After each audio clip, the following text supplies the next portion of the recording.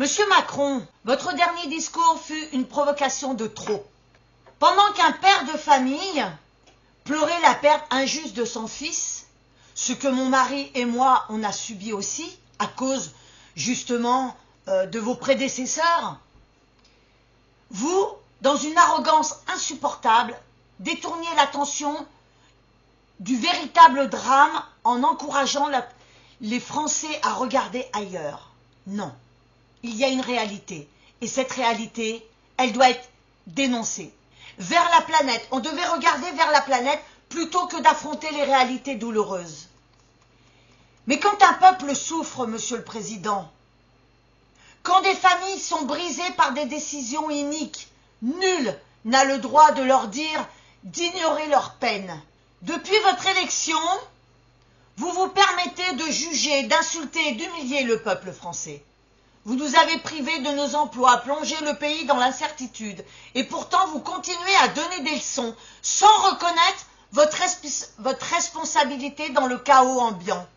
Et j'ai entendu donc sur les réseaux sociaux et aux informations que vous donnez des leçons à monsieur Bernard Arnault, qui est un entrepreneur digne, qui a travaillé pour être là où il en est aujourd'hui. Et vous lui demandez de ne pas aller s'installer aux États-Unis. Je crois que nous sommes beaucoup de Français à vouloir partir de la France et à vouloir aller travailler ailleurs. Parce qu'en France, vous nous empêchez de travailler et vous nous empêchez de gagner de l'argent. Il faut le dire.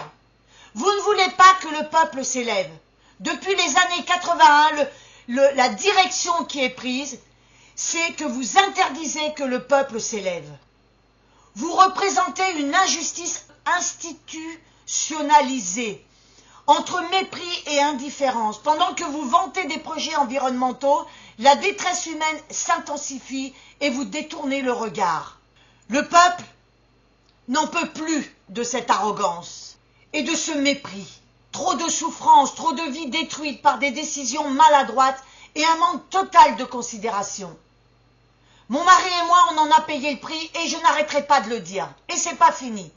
Vous avez atteint le sommet du pouvoir grâce au vote d'une minorité de Français. Et pourtant, même envers eux, vous n'affichez aucun respect.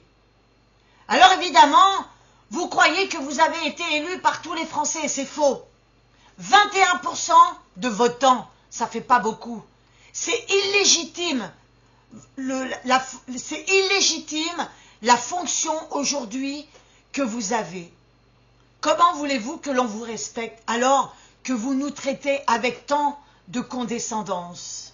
Sans nous, vous ne seriez rien. Qu'est-ce qui vous permet le droit, dans une gare, d'insulter des gens? Il y a ceux qui sont rien et ceux, je ne sais plus la suite. Mais c'est une ignominie de ce que vous avez fait.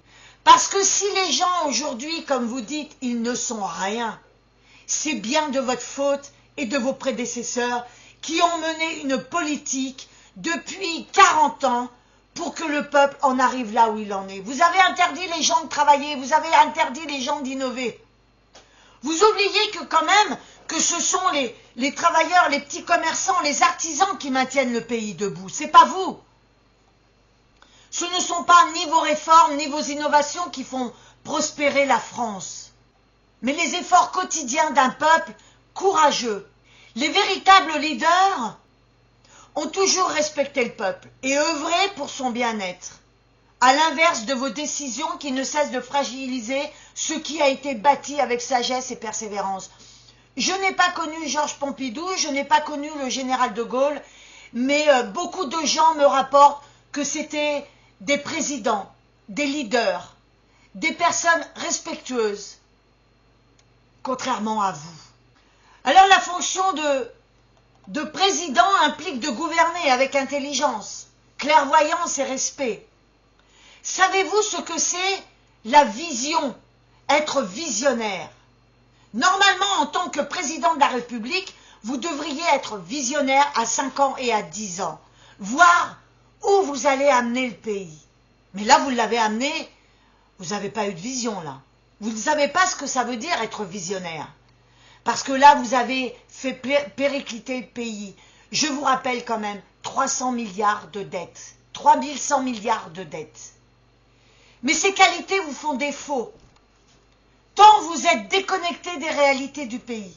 Vos études vous ont peut-être offert des privilèges, mais elles ne vous ont pas appris à comprendre, communiquer ou respecter. Vous donnez des leçons aux autres, alors que vous auriez grand besoin d'apprendre la gestion, l'humilité et l'écoute. Votre arrogance est le reflet d'une éducation qui vous a enfermé dans une bulle de confort, vous éloignant des préoccupations du peuple. Aujourd'hui, la colère gronde et l'injustice devient insupportable. Vous êtes orgueilleux et vous regardez les gens de haut. Je me rappelle dans un tribunal où je crois que c'était le procureur sur son estrade qui regardait les gens de haut. Vous êtes exactement pareil. Il ne s'agit pas seulement de gouverner, mais d'entendre la douleur des familles, de comprendre leurs difficultés et d'agir avec discernement, ce qui n'est pas votre cas. Or, vous semblez incapable d'une telle empathie, ce qui rend votre place au sommet du pays illégitime, oui, aux yeux de ceux qui luttent chaque jour pour survivre. N'oubliez quand même pas que vous avez été élu à 21% de votants. Ça fait pas beaucoup quand même. Donc votre place est illégitime. Vous ne devriez pas être là où vous êtes aujourd'hui. Parce que quand je regarde le RN, 33%, 11 millions de personnes ont voté pour eux. Monsieur Attal a tout fait pour contrer leur réussite. Et il y a une chose qu'il faut que vous regardiez, Monsieur le Président, c'est que le RN n'a pas besoin de s'associer avec d'autres personnes pour réussir. Parce que votre parti, pour réussir, a été obligé de s'associer avec plusieurs partis. Vous n'êtes pas digne de ce métier. Vous n'êtes pas digne de cette fonction. Alors je vous invite, Monsieur le Président, à démissionner, à partir la tête haute, au lieu d'aller jusqu'au bout. Parce que de toute façon, les Français ont vraiment une mauvaise opinion de vous.